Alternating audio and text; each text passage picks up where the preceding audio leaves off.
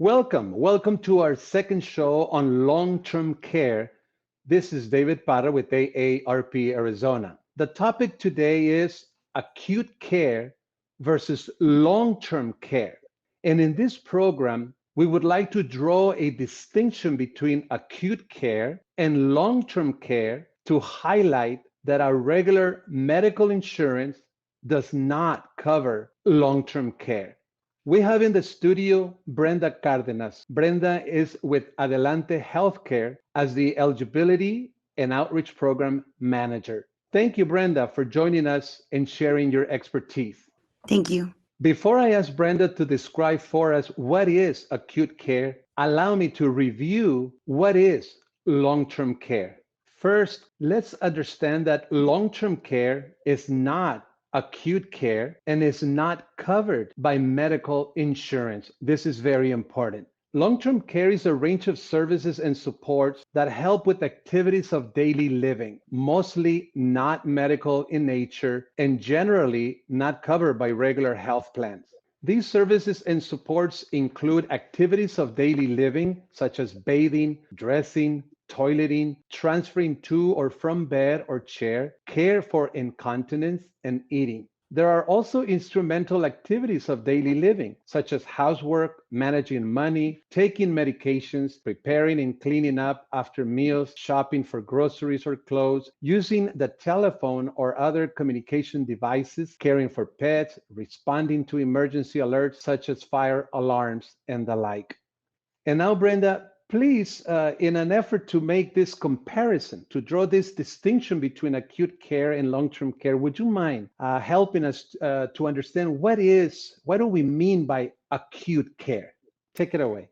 Yes. So acute care is simply an active treatment for short-term needs. Whereas if you had mentioned earlier, in contrast with long-term care, which is for patients who are going to need assistance to function in their daily lives. So acute care is a level of healthcare in which a patient is treated for a brief but severe episode of illness. And this type of care is often performed in a hospital setting, which typically offers both inpatient and outpatient services in specialty areas, or it could be in a provider's office for a quick, urgent treatment versus long-term care, which is often performed in a group home, in a nursing home, or in a person's residence. The goal of acute medical care is to diagnose and treat the presenting condition or illness so that the patient can return to his or her state of health prior to that episode that they had.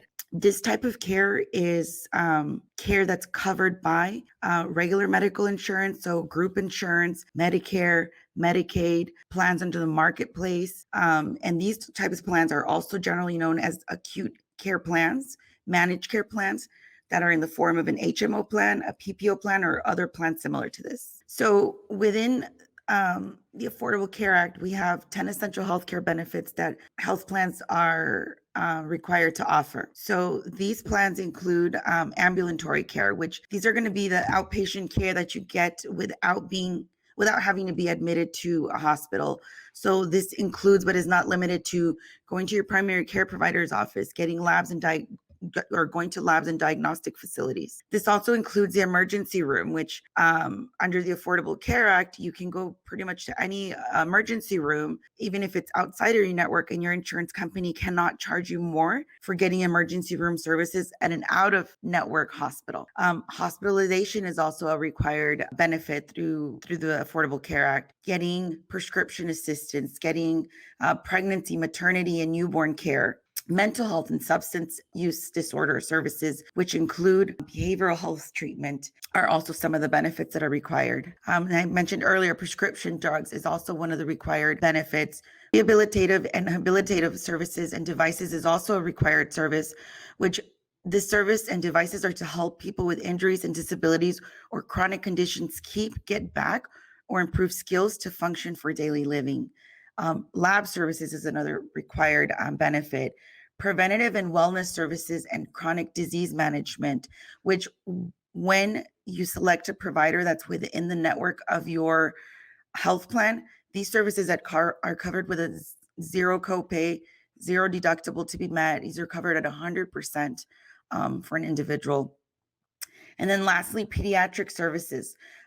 These services are a required benefit within the Affordable Care Act.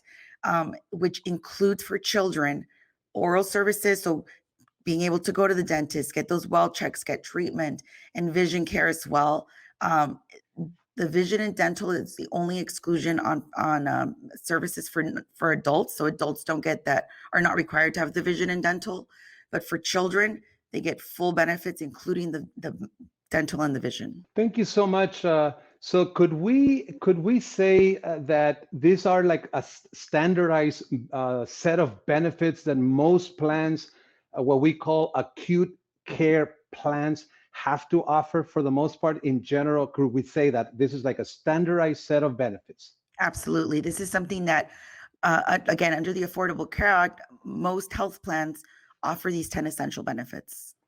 I think it's very clear, Brenda, that and this is the purpose of this second show on long-term care, is to draw a distinction between acute care, which is more short-term in nature, versus long-term, which is more a chronic thing. And let me cover just a few other points. And I thank you so much. You did an excellent job in helping us understand that the acute care that we're talking about is basically the packet of benefits included in most of what we call regular medical insurance these days, which are, you also mentioned it, managed care plans in the forms of HMOs, PPOs, etc. So I wanted to just basically finish this conversation. I think we've done a fair job, a good job, I would say, in drawing this distinction, because we want people to understand that long-term care falls into another category. It is not covered by medical insurance, our medical insurance that we think. So let me just say a few more things and we'll conclude. So again, in conclusion, acute care is a comprehensive set of health benefits that treats health conditions. It includes hospital, doctors, prescription drugs, is short-term. This is key, is short-term, and it makes up a regular medical insurance coverage. Whereas long-term care, as we have said, is care associated with activities of daily living due to a chronic health condition or disability. The need for long-term care can arise suddenly due to a heart attack or stroke, but most often it develops gradually as people age and become frailer. And here's my last point. Do not count on your medical insurance to cover long-term care.